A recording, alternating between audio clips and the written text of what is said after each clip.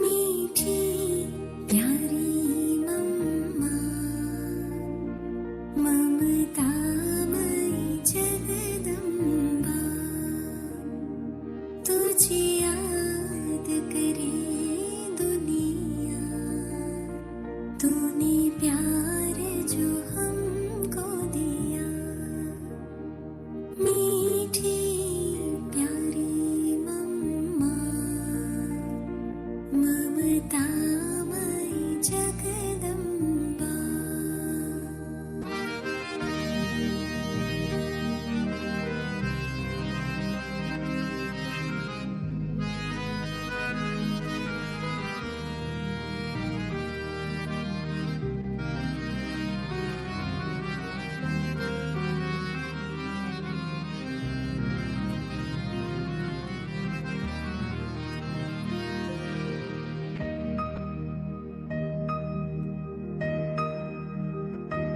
वो नैन नूरानी तेरे, करती सबको पावन।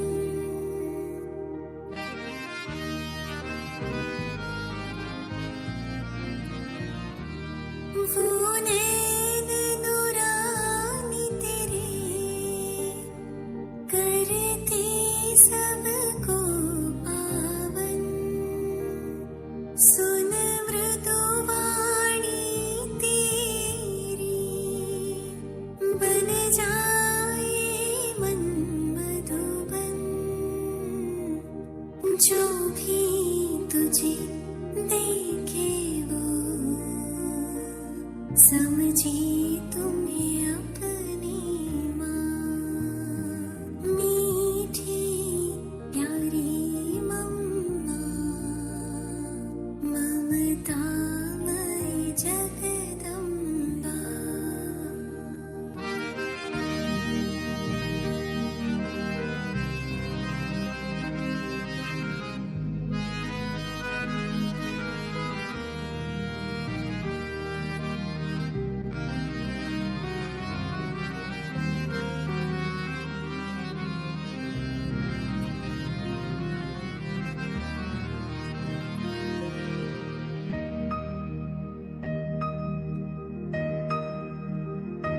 तेरी पालना ओ मम्मा, आज याद हमें आई।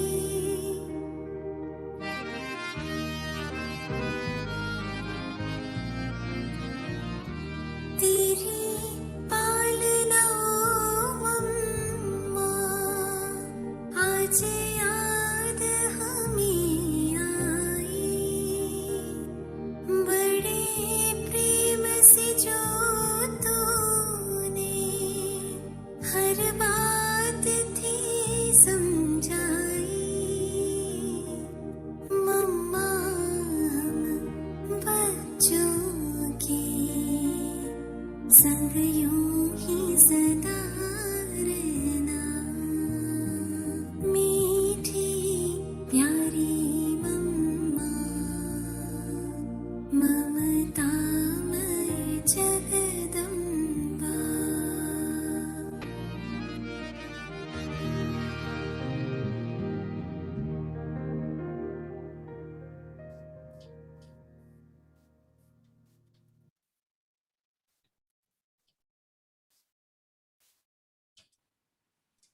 Om Shanti, Jayanti Ban.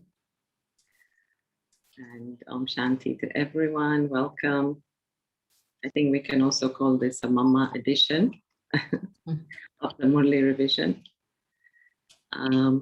Gentlemen, I also want to say that I really enjoyed your class of Sunday yesterday in Global House.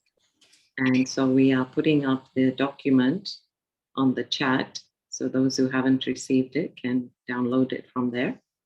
And gentlemen spoken about many lovely things about Baba, Mama, and their efforts. And just to say, if you have any questions, just put them on the chat to me directly, and let's try to minimize the chat and only essential communication. Then at the end, you can all say thank you to Sister Jen. Thank you, Jen. I'm looking forward Welcome, everyone. Om Shanti. Thank you, Arunaben. Om Shanti to everyone. As usual, every Murli gives us an insight into where we're at and what more needs to happen.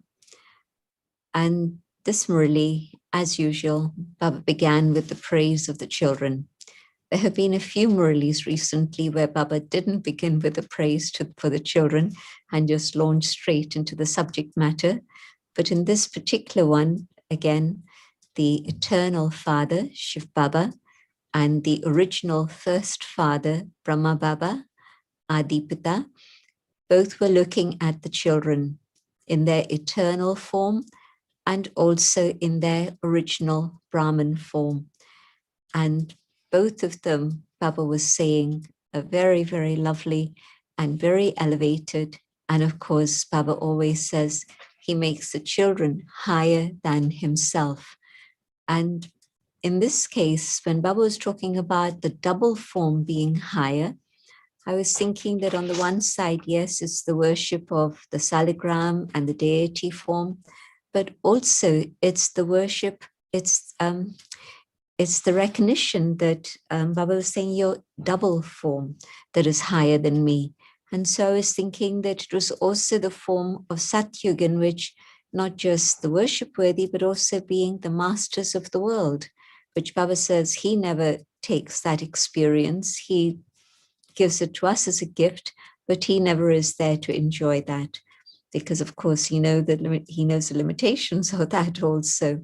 So first it was really uplifting the children, making them realize how valuable they are, how elevated they are, all of this.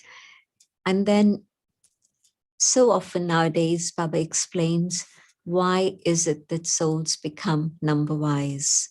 And so again, in this Murli, it was very clear, number one, number two, number three, what is it that brings about this difference? And the first one, the number one souls, these are the souls who have an intellect that's able to see virtue, absorb virtue, fill themselves with that, and so they move on. Guna grahik buddhi, the intellect that's able to take virtues and absorb it and develop that within the self.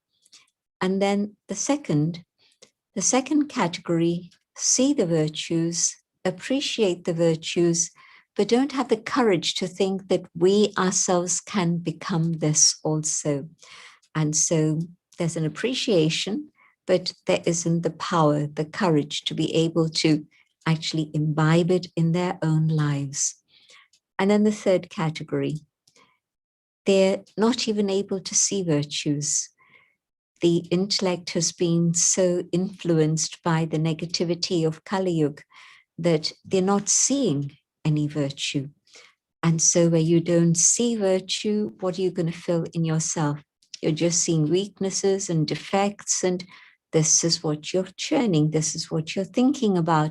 And so that becomes who I am also, one that's filled with a lot of negativity, and that's the third stage. But yet, Baba said, all my children have some speciality or another. Why? The speciality of God's children is that they have recognized God. And it is an incredible thing, which is why it's just a handful out of multi-millions who come to this stage. Out of the whole world, some have totally rejected the name of God. And those who do take the name of God sometimes have human images or sometimes other images. And those who still say that, yes, of course there is God, but they don't have a personal relationship with God because they think that God is all around, everywhere, in everything. And so only a very few, a lucky handful, are able to know God as he truly is and develop a relationship with him to whatever extent, number-wise, according to effort, but even the last bead of the rosary of 16,108 have said, yes, this is Baba. And this is the one who's come to lead me from darkness to the light. And so that recognition is only a very select number. And so this is why they're special. They recognize God, they made God belong to them.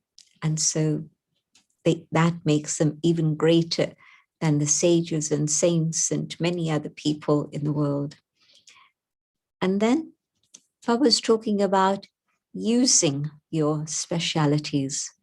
So one is that you have them, but the question is, am I using them?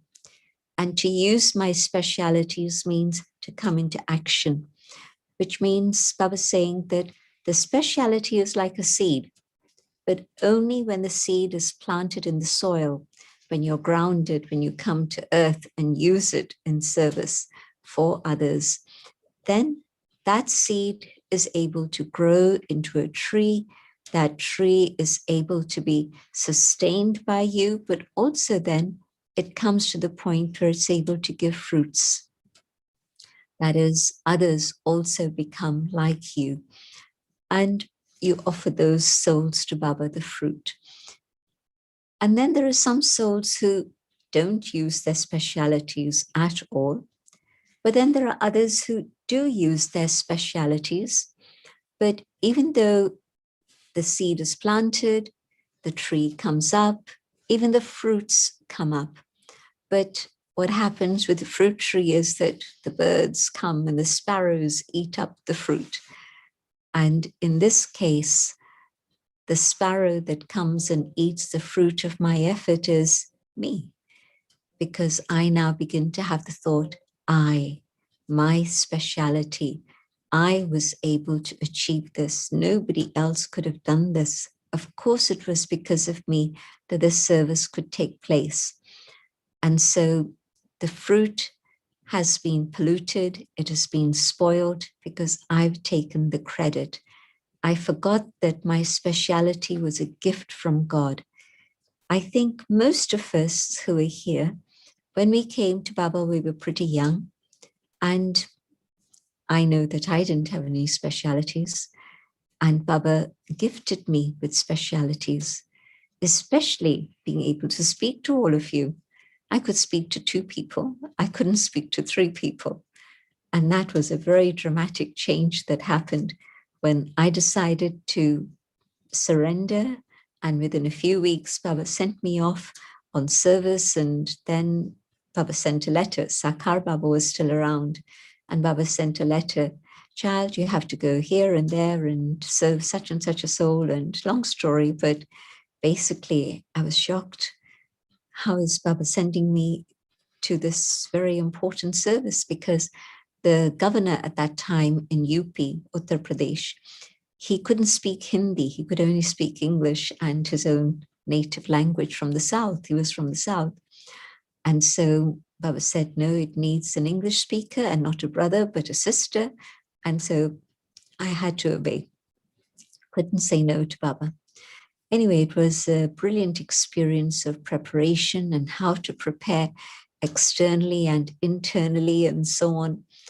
But the change was dramatic. It just happened. And so what Baba said at the end of the Murli, actually, in Brahmin life, there's less labor or less effort and greater reward. That really is my experience. This much effort on our part and the reward that Baba blesses us with is huge. And so making sure that I recognize that any of my specialities are a gift from God. I don't possess them myself. I didn't, I couldn't.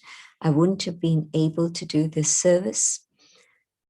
And the others who do take on service, but yet there's the I that comes in. Baba said, yes, they'll be given credit for the service they'll do. Okay, somebody's translation is coming. And so at that moment, people will say, this one is serviceable, this one is very valuable, this one is a Maharati, is doing such brilliant service. The translation is still coming through. So, but what you have to do is to do it from your heart, not just say in words that, yes, this one is doing great service. So there'll be verbal acknowledgement, but there won't be praise from the heart. And there's a big difference between giving praise according to etiquette or manners or code of conduct, and a big difference between that and where genuinely from the heart, the Brahmin family is able to give you respect because they see you and your surrender and all your qualities and so on. And yes, Baba said there'll always be 5% who don't acknowledge anything. That's okay. Baba gives permission for that. But 95% should be able to acknowledge and give that love and respect from the heart. And Baba used a very interesting word that even in today's world, they use this expression, pujya, worship worthy, when they're speaking to seniors or when they're writing letters, because I remembered that Murli Dada, whenever he wrote a letter to Dadi Janki, he would always begin, Pujya Dadiji. So it was something that was very prevalent in those days, but it was really in his heart, recognizing Dadi as being worship worthy. And so in Sangam Yuga, of course, the worship worthy isn't the external aspects of bhakti, but Baba interpreted each and every one of those things in a very lovely way, so that we begin to understand where bhakti stems from. And so at the end of bhakti ceremonies, and it might be a short ceremony or a long one or whatever, they do what they call the arti. They light a little lamp and they hold it in front of the deities, and they use that to sing their song, their psalm, and people really all join in. It's a song in which everybody is singing at the end of the program, whichever program it might be. But literally, little ones, big ones, everybody knows the song of the Aarti. It's part of culture. And so Baba said that this is actually the return of the love and regard you have given and they give you in return in bhakti. And so that is the Aarti, the love, the gratitude. It's an expression of immense devotion. And then sometimes people sing kirtan. Some of you know about this. They sing hymns through the night, many, many hours. And Baba said it's because they're singing your praise today, that you have done such service, you have won their hearts, and they're singing praise. And then they put a tilak on the idol. And the tilak is the tilak of awareness, to be able to put that tilak on yourself, remembrance, awareness. And then they also light the flame and some incense, and they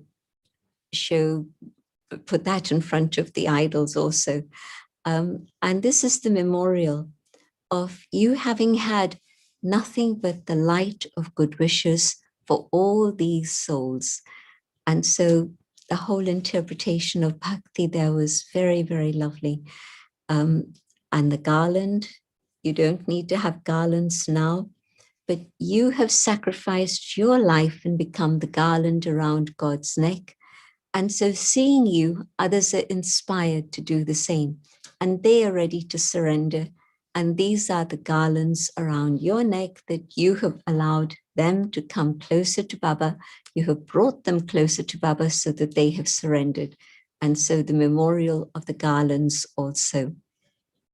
So huge, huge praise for the souls who are worship worthy and are revealing those qualities at this moment, at this time.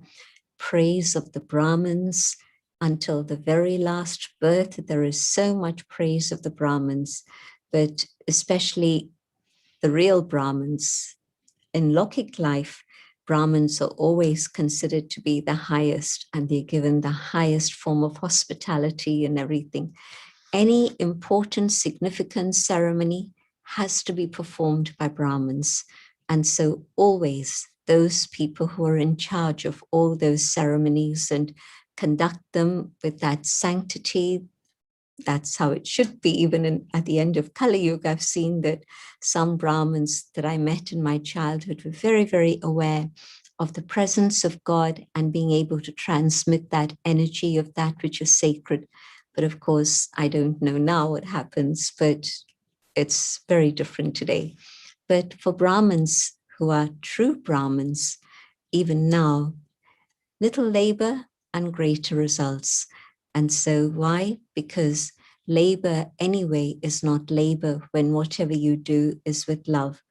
And so that's also part of what's happening now. And then Baba used a very interesting expression. Baba said that you don't need to create chaos. What you need to do is to create wonders.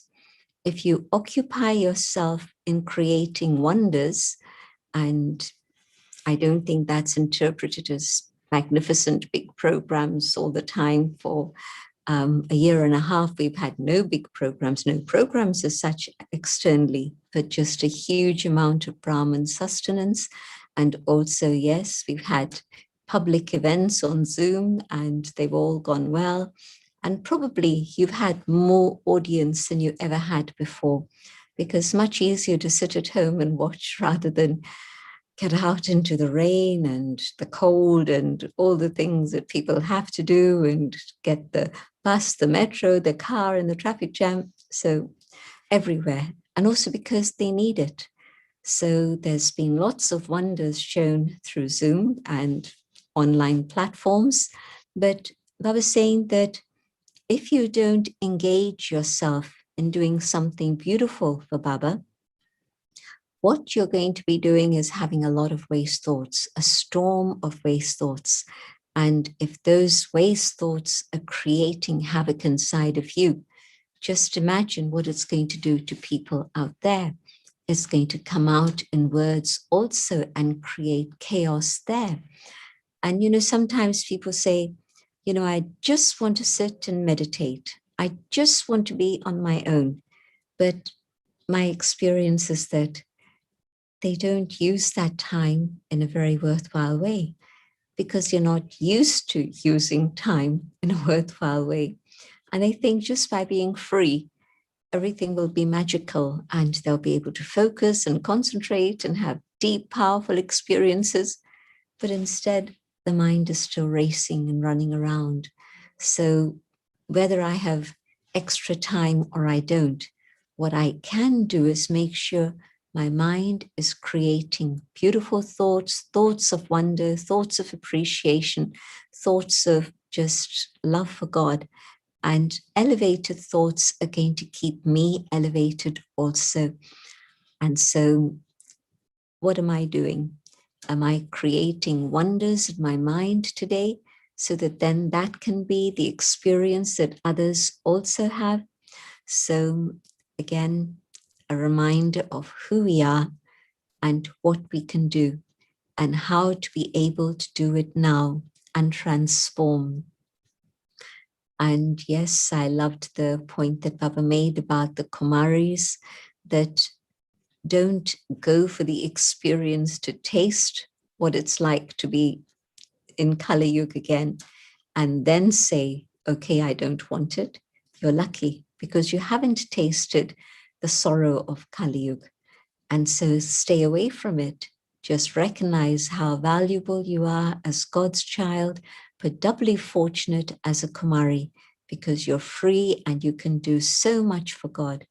And so Baba again reminding the Kumaris of their fortune and what it is they can do, that freedom, that space to be able to do whatever it is that's possible for Baba.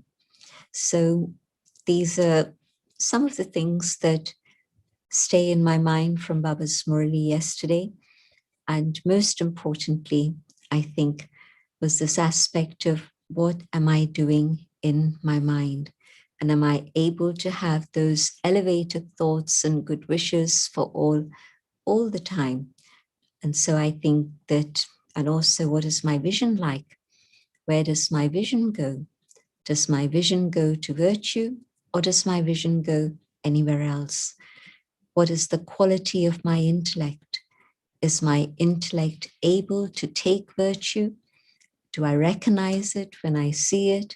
Or am I still in that mode of being critical and complaining? And so I'm just not able to see the goodness that does exist. And if I'm not able to see my own goodness, it starts there. When I don't see my own goodness and the gifts that God has given me, I'm not going to be able to see the goodness of others also. And so introspection, again, the big lesson. Look inside, see what's going on, and creating that space in which I'm able to see the specialities that God has given me, but also the original virtues of the deity role, the eternal qualities of the soul at that stage where I'm connected with God and I am a reflection of who God is. So those qualities are mine also. Can I do that and experiment and experience it? And if I can, then I'll see virtues in others too. And I think that that really is a very big lesson, to be able to create unity and harmony. If I'm not seeing goodness in others, how can there be unity? But for me to be able to see goodness, then yes, I can learn to give respect and be able to harmonize. So all of that will happen in a very natural way. So handing over to Arunaben a bit early today. Thank you so much, Sister Jayanti. Always nice to hear you. Gentlemen, I just want to share that years ago we had asked one guru who was sitting in tapasya for a long time, like they do for hours. And so we asked him, what do you do? And he said that they just think about the Brahm element. And so as you're saying, if we just want to sit and have yoga, then we are just focusing on the soul world, whereas we have to come into action and have dharana, right? And also having a direct relationship with God and a relationship with Brahma Baba then means that there's the inspiration to do something here, because this is what is going to determine my future. If I'm just going to be focusing on the Brahma element or even incorporeal God, I don't know which part of the tree I belong to. And certainly I don't have a role in Satyug, if that's what my yoga is about. But my connection with God as Father, Teacher, Satguru, and his Srimad, to be able to take love and share love and do what is needed for the world, this is what is going to bring me into Satyug, because then I'm following in the footsteps of Brahma Baba. No connection with Brahma Baba, Brahmin family, no connection in service, and I'm sitting in silence. Probably my future is one a long time in the land of Mukti. Okay.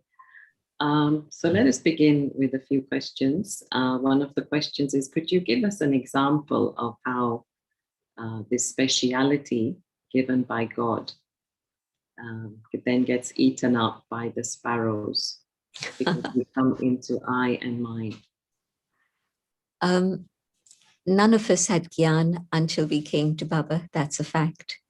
But most of us now do a lot of service through explaining things to other souls, whether it's one-to-one or one with many or Brahmins or public, whatever it may be.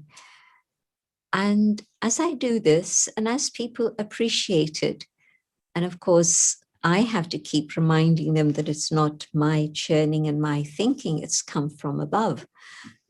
But of course, people love focusing on a human rather than the incorporeal. And so they say to me, oh, that was brilliant. That was so good. That's really nice. And I think, yes, it was nice. It was good. It is helpful for so many. Yes, Baba, I am doing good service, aren't I? And I begin to acknowledge that it's me, I begin to think that it's me, that's Maya. And Baba said that, it's like if there's an image which has been broken or polluted in any way, that image can't be worshipped. And so I cannot achieve that worship-worthy status if I have accepted the praise of I, and I think that it's me that's doing it. And so, gentlemen, can we stay with that a bit? Remember, Baba said, give from your heart, or having to give, when we give regard. You see somebody who's doing a lot of service, and it not necessarily vocally, but maybe they're brilliant in their program planning, maybe they're great in their artistic contribution, different things. Service is so many different things. And people will say, yes, they are good, but there'll always be a but that comes in. And maybe the but is coming in because there's a lot of ego there. And where there's ego, you can't win the love from people's hearts. And the problem with that is that when I've got into the consciousness of I, and this is me, and only I can do this, nobody else could do this, only I can do this. And if I've got into that consciousness, it's very difficult for me to acknowledge that I have ego. It's difficult. And of course, then at that point, there comes a time when the soul comes crashing down in some form or another. And so when people are giving respect and love from their hearts, it's because they see the surrender of someone. They see the love and faith that the other one has for Baba, and how they're doing what they're doing for Baba. They're not doing it because of ego or to win praise or anything like that, but their motivation is pure love for God and to bring other souls closer to God. And so if I'm giving praise and respect to somebody in that way, like we did with the Dadis did, on one hand, little. They didn't go running around. I know Dadi Janki kept flying around, but what she did was actually serve, and that's actually reminding me of a very important point that Baba made in this Murli, and that is that in bhakti, people thirst for even a few moments to be in front of the idol. And I've seen that in both the Shiva temples, but also the temples of the deities. In the Shiva temples, huge crowds waiting, and then they move you on. They move you on. They don't let you stand there for long because there's such a big crowd behind you. And images of the deities also, same thing. You can only stand there for a few moments. And people know that, but they'll stand in line for a couple of hours to get just a glimpse. And with the Dadis, we know you just had to bring someone in front of the Dadis, and their drishti, even before they said anything, their drishti would melt the soul. Their drishti would make people feel very content, very happy, as if what they had come for has already now been achieved. And so all these bhakti memorials, they're coming from the real life situations in Sangam Yug that we've all witnessed, or most of us have witnessed. And so when there is somebody like that, you give regard from your heart. They're not saying you have to give me respect, but you automatically give it. And then for another one who is extremely serviceable, but there'll always be, yes, they're good, but we've seen it happen in so many different cases. Yes, and also, gentleman Baba had said that your specialities are Prabhu Prasad, like given by God. And so you should spread this prasad to everyone, this totally. There's also, gentlemen, this question about victorious every cycle. So Baba's saying that you have played the part of being victorious many times and are playing that part now too. So the question is, what are the signs that we have being victorious? What are we supposed to look out for to feel? Am I able to have victory in the little things that come my way? Have I taken so much from Baba as my right? Because Baba speaks about how Brahmins have a right for all the powers from Baba. And so maybe I know that before Gyan, I was pretty short-tempered with people. I was pretty impatient. And now, since coming to Baba, I see that that's changed. I've had victory over that sanskar of impatience. Now I've learned to develop patience. That's victory. That's lovely. Maybe I was lazy. I could never get up early. I needed those extra hours in bed in the mornings. And now I'm able to wake up at 4 o'clock, 4 o'clock. So I had to wake up at 3:30, but I'm there ready for Amrit Vela at that time. So what brought about this change? It's that power from Baba that's making me victorious. Following other aspects of Srimad. Baba says, give regard to everyone. You don't have to ask the question, do they deserve it or do they not? But I want to develop that state of being in which there's automatically respect for everyone, because this is the quality of the deity soul. And so to be able to see others with respect, irrespective of whether they deserve it or not. Can I do that also? So just know yourself very deeply, what you were before and how Baba has made you change. And you'll say, thank you, Baba. And you'll know that, yes, there's been victory in these things so far. And yes, there's more things to be done. But it's okay. I'll get there. I'll get there in the end. And not even in the end, sometime in the future, but let me start working on it now so that I start experiencing the sweetness of victory at each step as I go along. And that memory of how Baba sees me as a victorious soul. So can I keep smiling under difficult circumstances? Can I stay cheerful even if what's coming at me isn't something that's very nice? But can I keep that cool, that dignity? Victory. Each step along the day, keep checking. Am I able to have victory over my own old sanskars and old habits? It's nothing to do with victory over another. And sometimes Baba's explained that if there's an argument and you give way and you say, never mind, your way is fine. It looks as if it's defeat, but it's actually victory, because you have gone beyond your ego at that moment. You haven't tried to prove I am right and it has to be my way or no way, but you've been able to tolerate and adjust and accommodate and give way. So just keep seeing, am I able to keep my stage light and easy and happy, connected with Baba, no matter what goes on around me? That is victory. But sometimes, gentlemen, they say, oh, okay, it's your victory, but it's really their ego. I mean, it's not full accommodation, is it? So I know then, I know what it is I'm doing from my heart, right? So I know whether I've just sort of given way because whatever I want to prove. So it has to be genuine. Yes, I do accept that whatever you wish to do, I'll support you. Maybe that's the sign that I give my support to whoever it is who seems to be winning, but I'm able to give my support to that.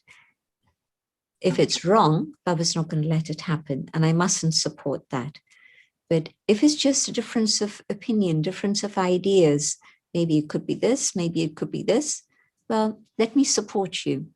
And it's okay. It's not a defeat. Okay, thank you. Here's another question, but on the one hand, Baba says Brahmin life means less effort and more achievement. But sometimes for certain stages, we create a lot of effort. And so the question is how to attain that achievement with less effort. Yeah. Think about Srimad and whether my starting point for everything is, what does Baba say in this? Example, I loved the point that Baba made in this Murli again, where Baba's asking the question, in any alokik situation, what is it that's going to enable you to make the right decision? And Baba's answer was, come back to spirituality, come back to soul consciousness. And in that state of spirituality and soul consciousness, you'll know what is the right decision to make. And so in any situation where I'm finding it difficult, why am I finding it difficult? What aspect of Srimad is it that I haven't fully understood or I'm not willing to accept in my life that's making this seem difficult? And so if I keep going back to Srimad, then I think, and spirituality, then I think I'll find the answer. Okay. Do I create karmic account by appreciating a Brahmin soul and elevating that soul's ego? If there is something to appreciate, and I say that, then I've done what is right. Now, how that soul interprets it, and whether they recognize that, yes, it is something to appreciate, but it's actually a gift from Baba, that's their business. I haven't created the ego in them. I've just simply appreciated. And it's important to be able to appreciate, because that's that state of mind in which there's gratitude, there's appreciation, which is a state of goodness, which brings me closer to Baba.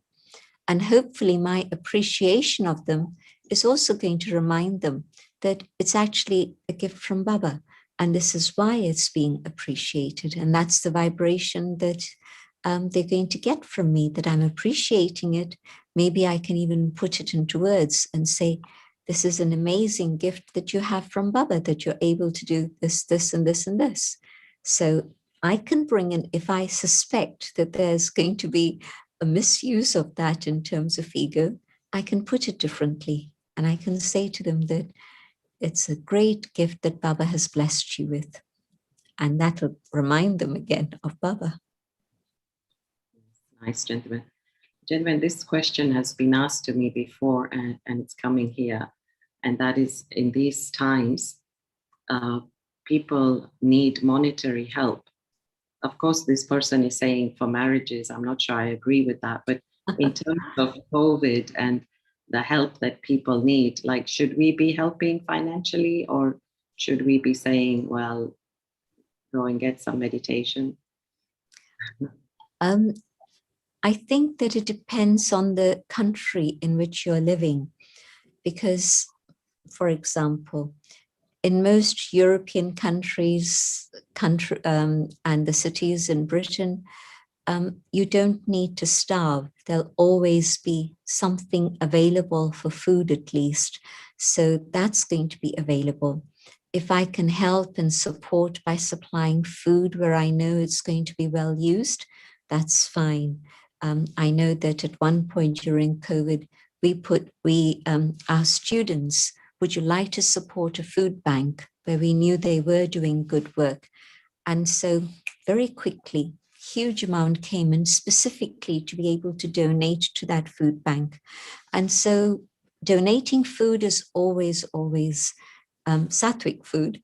And I don't mean just cooked food, but I mean that food that is useful for people, whether it's rice or flour or grains or dals, lots of things that can be sattvic.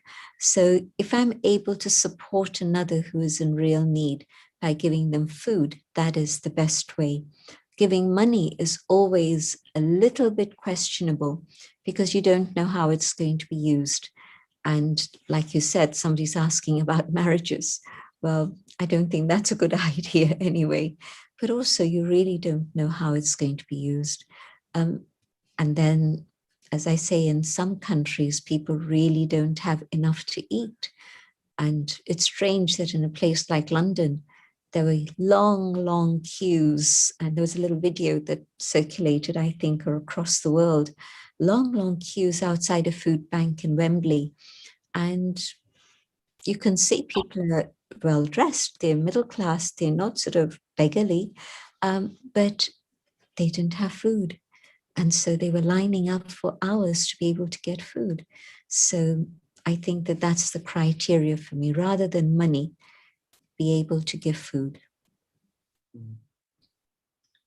Okay, how to make people love you from the heart and at the same time when you have to safeguard the principles? I can't make somebody love me from the heart.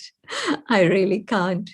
What I can do is, yes, I have to follow the principles because this is what's going to safeguard my life, and also in future, those vibrations of God's protection. If it's my immediate family, it's also going to save them and help them, definitely.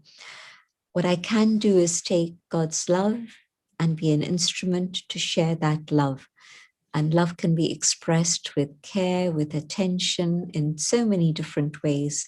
Kindness, compassion, all that can come within the umbrella of love. Respect also. So I have to protect my own principles first and foremost. And people will say, but that's causing me sorrow. You're not eating my food, even though I've cooked with onions and garlic. And why can't you eat my food? And you have to tell them it's going to make me sick. And it will, if not physical body. But I know that as a child, when my parents would take me to somebody's home, even the smell of the onions would literally physically make me ill. At that point, I wasn't saying, no, I'm not going to have this or that because of my principles. But it is a fact, if you're on a pure diet, things that are not pure, not clean, physically make you ill. You can't digest it. So you have to, and they'll say you're giving sorrow. But not only is it my principle, but this is the style of life that I now have. Yes, gentlemen. Okay, there's two questions which are similar. And one is about destruction, where Baba says there'll be destruction, but Baba will entertain you. And then there's a similar question where it's saying there'll be a lot of sorrow and suffering at the end, but you Brahmin children will have a life of pleasure. So how can we balance these two paradigms or thoughts? And what does Baba mean by that? I'll give you the example of what Daddy did during an earthquake in Pune. There was an earthquake and people were homeless, people were hungry. And so Daddy herself would cook and she would supply that food to people who came. And in certain cases, I know that people cook and take to people in distress because they don't know where to go even. And so at that moment, my awareness is that I know it's the end, it's time to go home. What I have to do is to remind others of God. And so serving them food, giving them drishti, I'm going to be able to bring them a bit closer to God. There's the memory of angels who came down the mountains at the time when people were in great distress and suffering, and they brought with themselves peace and love and God's message. So the soul knows. Baba told us all this is going to happen. I mustn't get emotional about it and upset about it. Baba told me already. And so having prepared ourselves in that way, then we actually see what's going on. We're not going to be laughing about it, but we are going to be able to give souls that experience of love and God's presence and peace, and it'll bring comfort to them, as well as whatever physical things that we can manage. When Baba says, I'll entertain you, it's true that at that moment, some people will be experiencing visions. They'll be experiencing visions of God. They'll be experiencing visions of the home. They'll be seeing Brahma Baba, maybe, different things. Some will have experiences of Satyug coming. So as in the beginning, so at the end. At that time, they couldn't go out anywhere. There was a war going on outside. And the ones who were yogis were experiencing amazing visions of Satyug. So at the end, when Baba will entertain us, it's not singing and dancing. It's the visions of the home, of God, of paradise. And that will entertain us. And we won't be feeling the sorrow of the things that are going on around me. Rajni Ben, when she was in Kobe, when the earthquake struck there, it was early morning and people in that building all came out and all of them had heard Gyan to a certain extent. And she was the one who was there. And of course, 6 o'clock in the morning, Brahmins are ready. And so she was ready, the others weren't. But there she was giving them comfort because she wasn't feeling any sorrow at that moment. For others, the pain of their property, their loss, it was huge, many tears. But for Rajni Ben, just Baba. So I'm talking about real life example, not just theory. So when we are seeing all this go on all around us, what is going to be my stage of consciousness? Am I going to try and help somebody physically? How much can I do at that moment? But yes, where I can, let me do that. But even if I can't, I can still comfort them with God's love. Yes, genuine. I think sometimes we take Baba's words very literally, and we mustn't do that. That happens with Sakar Murlis a lot, that where people have taken things literally from the Murlis, then it's caused them problems. But understand what is the bhavna, what is the motive with which Baba is speaking, and what is the message that Baba is putting across. Yes, genuine. I think you can apply that to this other question that I was asked, where somebody said in 1983, on this day, Baba said, Australia is Maya Jeet. So are they Maya Jeet? So it's the same answer, isn't it? It's the bhavna, Baba's encouraging and... Yes. And also, if you just see how many souls in Australia, Pakka Brahmins, yes, definitely, Maya Jeet. Okay, gentlemen, last week we had that question about Murli and the option of hearing it in different centers. So there's been a few questions in the middle of the week. So what are the advantages of staying with your local center and choosing that as your permanent base when you don't need actually to move because of job or travel, etc.? So maybe we can hear the other side of, the advantage of staying in one place. I can understand Baba telling us what he did last week, but the advantage of having a community to which I belong and where the teacher knows me personally, and if I have a situation and I want to get a spiritual perspective on it, I can ask the teacher and the teacher will be able to give me an answer according to the conditions, according to the history, according to what she knows about me already, but also the community. If there's even a small center where there's 6 Brahmins, it's a community that's very, very supportive. And if it's a center that has more Brahmins, that's even more useful because there'll be somebody within the Brahmin family who I connect with and I'm able to take support from and help. And so the advantage is continuity and people being able to know me and people being able to understand what the conditions are around me and so give me help and support at a time of need. And long-term friendship with Brahmins is also important. We were talking earlier about either being in Paramdham on my own with Shiv Baba in the world of silence and that state of inertia, or whether I'm talking about being part of the Brahmin family and being with them through the cycle from Satyug onwards, playing with them in Satyug, singing and dancing with them in Satyug. But if I haven't built up those relationships with the Brahmin clan now, how's that going to happen? And so flitting from one place to another place, there's no continuity, there's no possibility of building up a relationship. Thank you, Chinmay.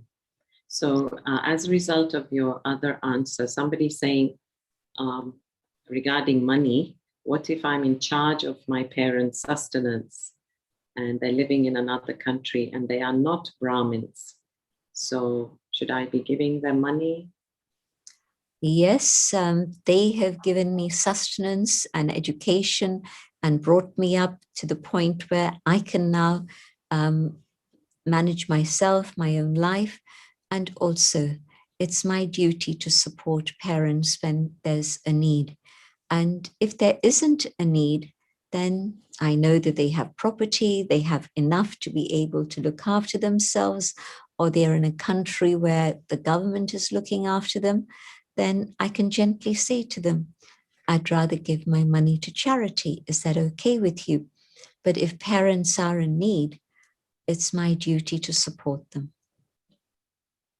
Okay, gentlemen, penultimate question is how to balance the 4 subjects in today's scenario? For most of us, even if we live in a center, the whole day is extremely busy with a lot of action. And then it's up to us whether we are karma yogis or just karma, karma, karma.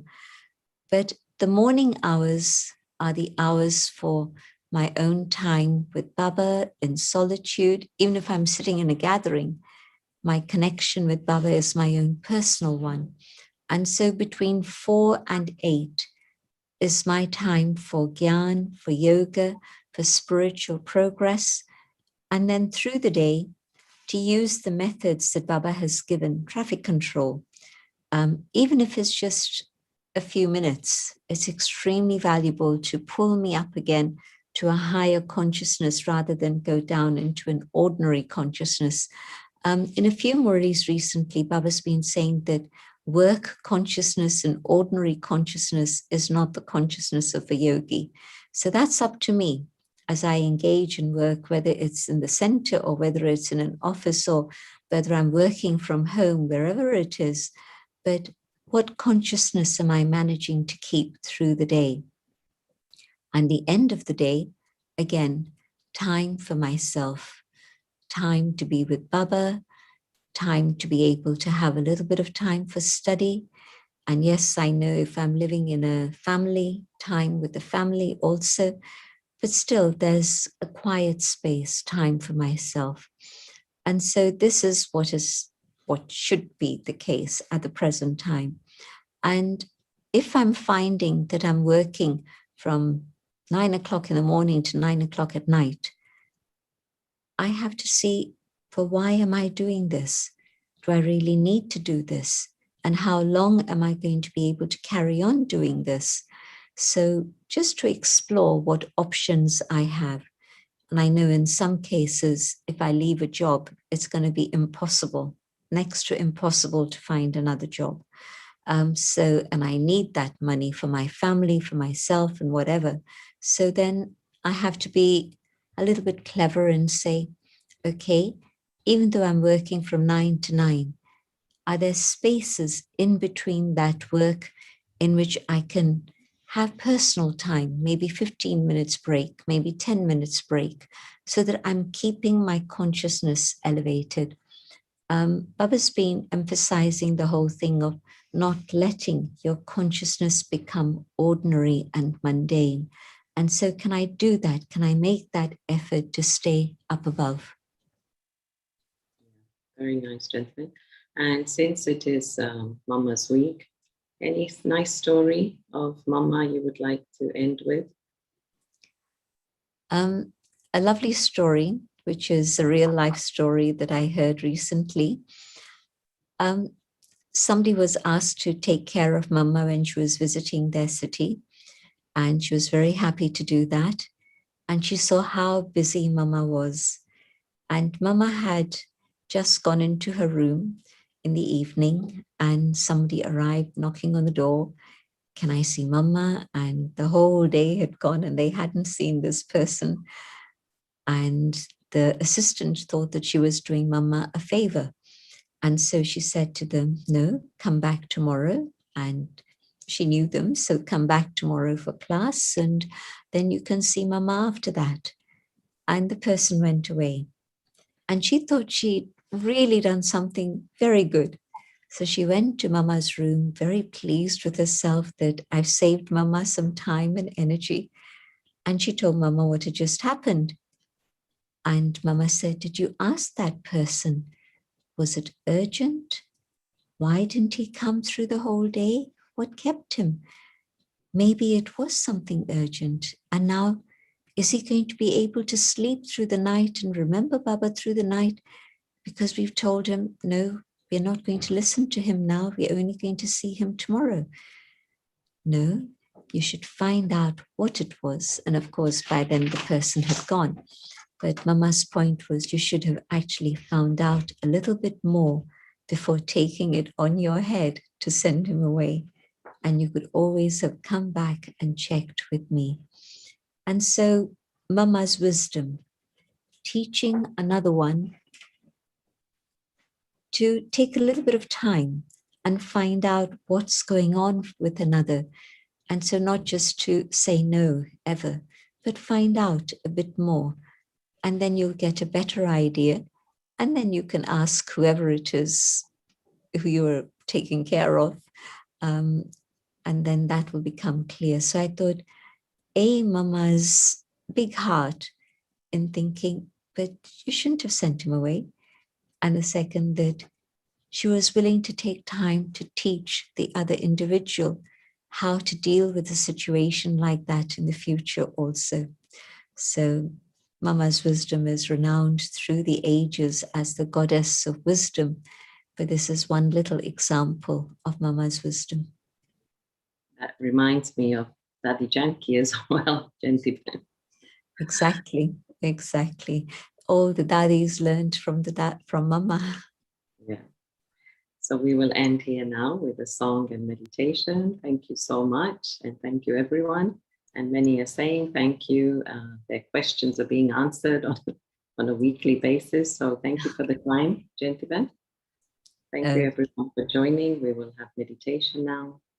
Thank you to Arunaben and to everyone. And yes, let's close with a few minutes of Baba's remembrance.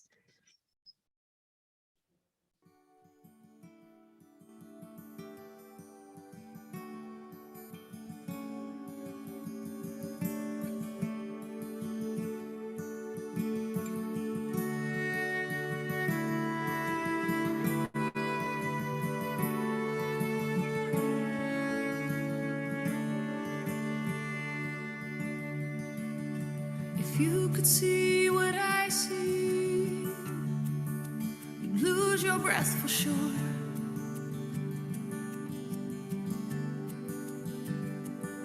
You are the perfect replications and the ones that I adore.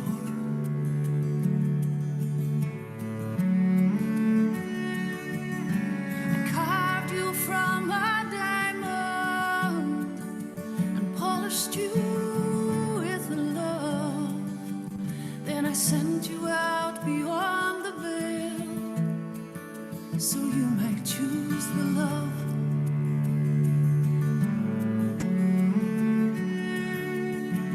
Oh, my sweet creations, your beauty makes me weep.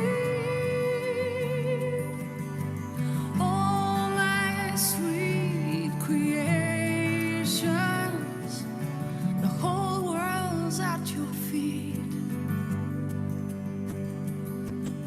And one day soon you'll see it.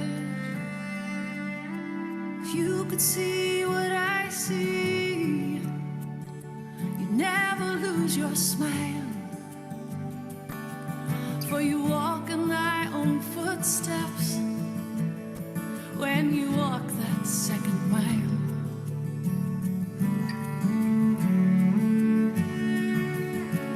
These are more than words, my love. This is poetry.